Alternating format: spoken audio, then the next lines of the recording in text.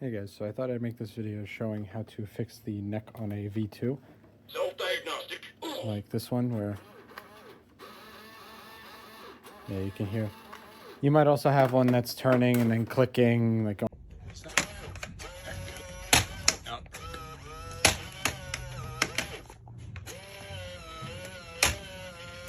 I'm going to show you how to fix that. So first thing we're going to want to do is open it up. So if you've never opened a V2 before, typically you're going to have 1, 2, 3, 4, 5, 6, 7, 8 screws. This one does not have 8 screws in it because I was lazy, and also because some of the screw posts are broken. So I'm going to remove those from the back real quick. Alright, and once you get the front shell off, it'll come right off once you take all the screws out.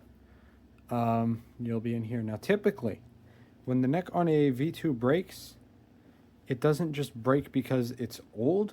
It will usually break either because someone jammed the whole mechanism, or because this encoder here that it uses to detect where the neck is not functioning as it should. Now, the way this works is it has a metal piece here. On the EL factory V2s, instead of this metal piece, it has a little pin thing. I'll edit in a photo of it so you can see what I'm talking about. That one tends to be a lot more prone to failure than this one, but there have been cases of these being faulty, so that is something to be aware of. And so, yeah, when this encoder has issues, the V2 might get confused on where the head is, not know where it is, or just be wrong about where the head is positioned. The most common issue is, so the common point that I'm pointing at there, that's the common point for all of the traces there. And that trace ends up losing contact, and because of that, it thinks that the head is turned all the way to the right, because when there is nothing making a connection, registers as the head being turned all the way to the right. So it tries to recenter the head or do whatever it's trying to do, and ends up just going all the way to the left, and the gear pops off track and typically breaks the neck gear when the springs that are meant to hold the hands closed when the head is center, they immediately are now able to pull the whole thing back straight, which they're not typically able to do, and the gear slides against the track and completely destroys it. What we're going to want to do is to get these springs off. So I'm going to use some pliers here. Don't know if you can see. Hopefully you can. We're just going to take those springs off. There we go. Okay, so as you can see, once I've done that, it's released the fingers. So now the fingers are just going to be open.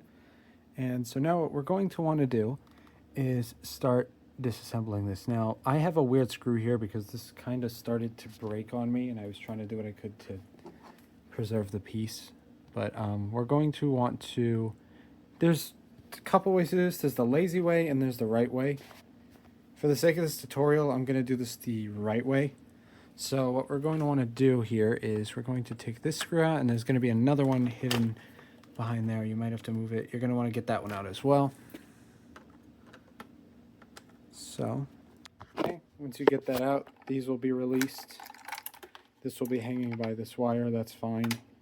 Just make sure it doesn't rip. And so now, what you're going to want to do is unscrew. This screw will be a regular screw, of course. In my case, it's just a weird screw because I did that. You're going to want to undo that, and there's going to be two hidden in there, and that's going to release this whole thing. And when you're releasing it, be careful, especially if you got a V2 with this type of encoder. In fact, if you want to, just if you don't trust yourself to not screw it up, you might want to remove that whole thing, which is what I'm going to do. There we go. Now that I got it out, I don't have to worry about messing it up when I take this out. So now I'll get back to taking all these screws out. Once you've got all the screws out, this will just come right off. And here we can see the remnants of this neck gear, which is looking pretty bad. See some missing teeth. And, oh, wow, that just fell apart. This was I tried to 3D print some neck gears, but I've been testing different designs to see if I can reinforce it, and it seems like some of these experiments are kind of failing. I've had luck with 3D printed neck gears working and lasting, but I've also had some that don't. I'm still trying to figure out what's up with that. So I'm going to grab another one of my printed replacements because I printed a bunch of these in advance years ago, and I've just been using them. So let me go grab one. So very important when you replace a neck gear, make sure you don't lose the little metal shaft that goes through it, because that helps keep it straight.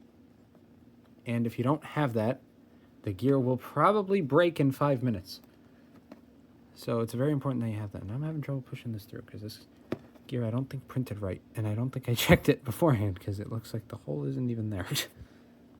Okay, so I got the gear on. It's crooked because I kind of screwed up the print, but it should hopefully work. I mean, we'll find out when I put it back together. But now we're going to get this back on, which will take a second. I think I need 2 hands for this. Should all just fit together. Just make sure you get the notch, the little shaft that comes out of the neck gear. There's going to be a little notch that it'll slide into on this piece, which I think you can see there. I hope you can see what I'm trying to get in there. Yeah, you should be able to see it down there. It's that down there. Yeah, you want to make sure you slide that in. And then you just put your screws back. So the 4 that we took out of that. As you can see, I got that back on. Now I just got to make sure, since I took the contact piece off, I got to make sure to reattach that. So I'm going to do that. Once you're at this stage, I recommend testing it before you reattach the springs, because without the springs connected, it shouldn't be able to break the gear if anything goes wrong. So test it at this point to make sure the head is moving and all that. Self-diagnostic initiated. I allow you stopping. Understood. It's working as intended. Very good. Understood. So now I can go ahead and redo all this. So now what we're going to want to do is you're going to make sure when you're putting these back, this half of this, like this half of these pieces, I don't know what you'd call it, like that back thing, is going to have to be behind this. So I don't know if I could do this with one hand, so I'm probably going to have to put the camera down. I'll try and demonstrate it with this one piece to give you the idea.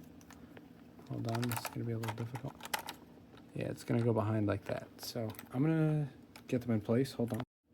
There you go. Now you can see I have it in place. So now I'm going to need to get the screws in. Oh yeah, be careful of this. You don't want to break this little leaf switch. So make sure that this piece is above it, because it should push down on it. You don't want it to end up in a position where it could break that. So make sure that's above it, not below it. And now I'll put the screws in. And now that that's screwed in, we get to re-put the springs. So what I like to do is I like to do this one first. So this spring is going to attach to here, and then this spring is going to go through under here to there. So I'm going to do this spring first. So let me do that. So there we go. I have one here. So now I'm going to do this one. So like I said, it's going to go through here and it's going to go to there. And there we go. Now it's on. And this should just work. Now I'm not going to put this back together yet, because I actually need to make some adjustments with something else in here. I just happened to have to fix the neck, so I thought I'd make this video. But yeah, as you can see, the neck is now repaired. Self-diagnostic initiated. I am stopping. As you can see, it's acting a little weird, but I think it's my phone camera interfering with the remote receiver, because I know that my phone messes with that. So yeah, that's about it.